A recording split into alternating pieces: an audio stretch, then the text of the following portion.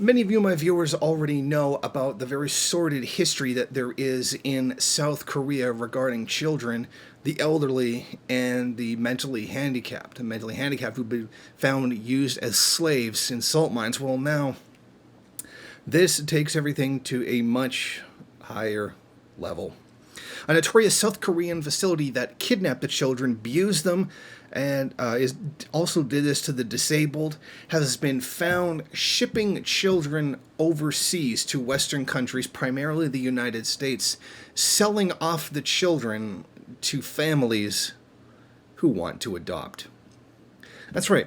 Essentially, this organization found children on the street, some of them who were just simply lost. They weren't even abandoned.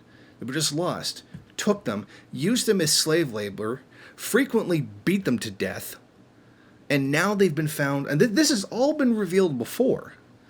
Now that same organization has been found selling them off to Western clients.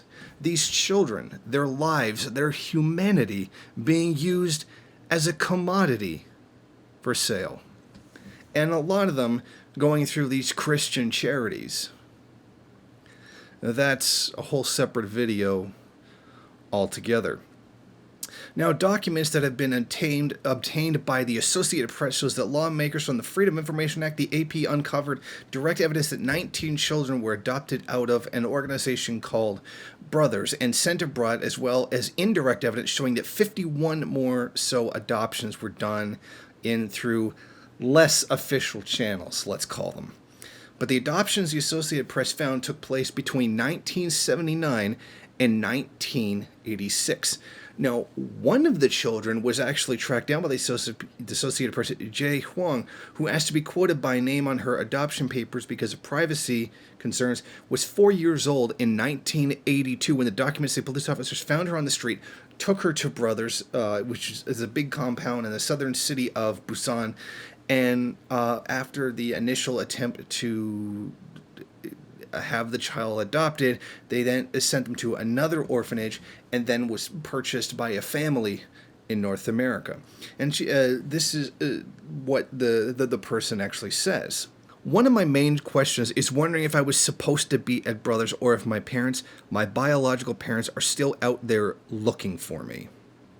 So that's pretty nasty. This child, who may have only been lost, not even abandoned, was snatched up and sold for a profit to a Western family. Now, a previous Associated Press investigation did find that this same government-sponsored, I'm going to have to call it a business now, Brothers, from the 1960s to the 1980s, thousands of children and adults authorities deemed vagrants were rounded up and they were kept. Many of them were enslaved, raped, and in hundreds of cases, beaten to death or left to die, and their bodies dumped like trash in the woods.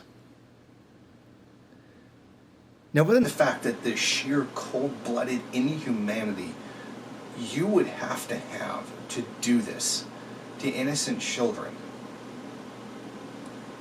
For every horror story, ridiculous horror story, that we are given about the DPRK, which usually have no basis in fact whatsoever, have no evidence whatsoever, and in fact many of the people who make the claims end up being proven liars. We have this going on. Why isn't our media telling us this story? It's one Associated Press article that's being completely ignored by the mainstream media. And I think the reason for that is quite obvious, because the U.S. empire, or the imperialist bloc in general, is not against South Korea. They are against the DPRK. And that's why disgusting, terrible news like this is not being made available to us. But what should we expect from a country that has a later stage kind of capitalism? How could capitalism possibly take the life of a person and use it as a commodity? Yeah, I mean, why would capitalism ever commodify something, right? And I'm sure there will be many that's not real capitalism comments, etc. Oh, if only we just regulated these things, then they wouldn't happen. Actually, that's not true. They happen in the United States well enough. Particularly, and this is another video altogether the children who are being taken from their parents at the border, the Latin American children taken from their parents and then sold off to a Christian adoption agency owned by Betsy DeVois for Christianizing purposes, they say. But that's a whole separate video altogether. And this kind of commodification of human life is simply unacceptable. Thank you for watching. If you like this program, then please head over to my Patreon page and set up a monthly donation. It's your donations that keep this program running. Also, if you would like, please rate, comment, subscribe, and share in various social media.